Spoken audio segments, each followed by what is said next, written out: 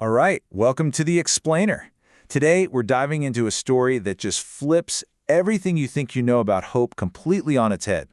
We're in Acts 16, where the absolute worst-case scenario, I'm talking a beating, chains, a midnight prison, somehow becomes the stage for a breakthrough that would echo through an entire city. So this is really the big question we're wrestling with today. I mean, think about it. How on earth does a place of total, crushing despair, a Roman prison cell, become a stage for worship? What could possibly happen to turn literal chains into an occasion for praise? Let's get into it. So this is the starting point for our guys Paul and Silas. Now let's be clear, this isn't just a bad day at the office. This is rock bottom. We're talking public humiliation, a brutal beating, and then being locked away with absolutely no obvious way out. It looks completely hopeless. Okay, so let's set the scene. Picture this. It's midnight in Philippi, the darkest part of the night, and Paul and Silas are stuck in the deepest, most secure part of a Roman jail. This isn't just some holding cell. For all they know, this is the end of the line. And just look at the layers of how awful this is. They were publicly flogged without a trial, which, by the way, was super illegal for Roman citizens, and you're going to want to remember that detail for later.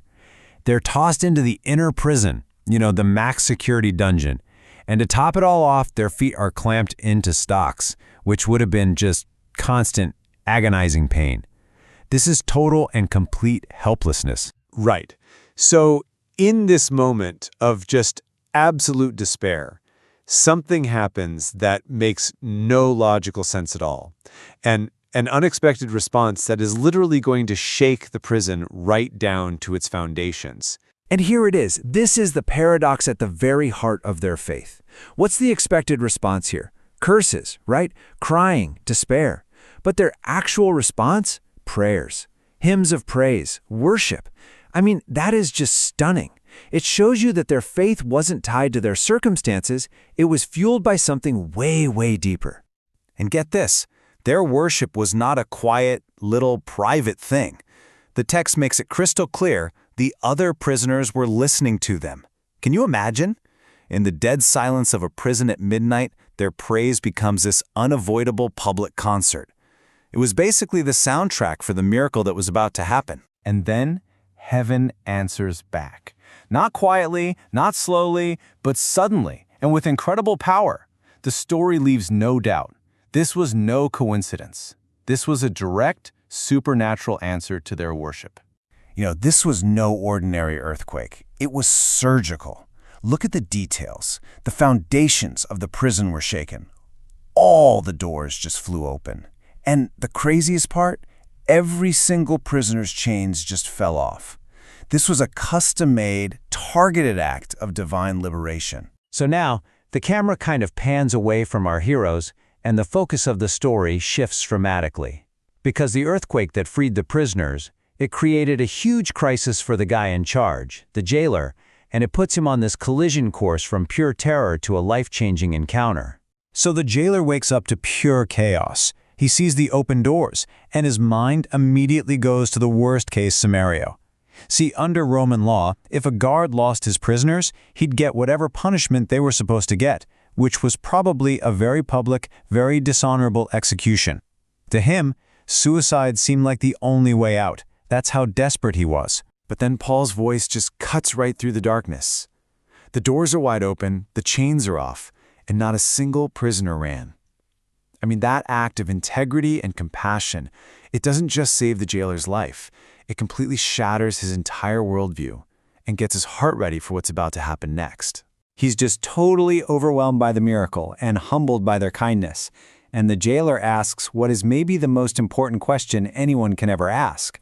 He's not asking how to save his job anymore. He's not even asking how to save his physical life. This is a deep cry for spiritual rescue. He knows he's in the presence of a power much, much bigger than Rome. And the answer he gets doesn't just save one man. Oh no, it ripples out. It transforms his entire family, all in a single night. It just goes to show you the incredible community-shaping power of this message. And look at how beautifully simple and direct this answer is. This is the core of it all. Salvation is through faith in Jesus. And that promise of a new life, it's for his whole household. It's so clear, so powerful, and so personal. And just look how fast everything changes. It's like a waterfall of transformation. First, the whole family hears the message. Then you see the jailer's heart totally change. The guy who was their captor is now gently washing their wounds. Right after that, immediate baptism for the whole family. And it all ends with them sharing a meal filled with this incredible joy. Just pause and think about that reversal for a second. An entire family, who just hours earlier was living under the shadow of a brutal execution, is now celebrating a new spiritual life together. It's such a powerful picture of how the gospel can transform not just one person, but a whole family tree. But hold on. The story isn't quite over yet. The miracle part is done. But now comes the public vindication.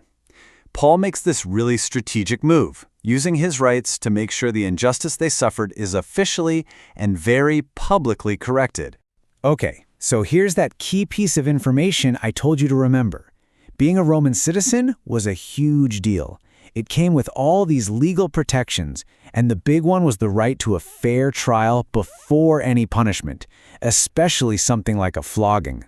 The city magistrates had broken their own laws, big time. So the magistrates try to sweep this whole mess under the rug. They send a message to just release them secretly. But Paul's not having it.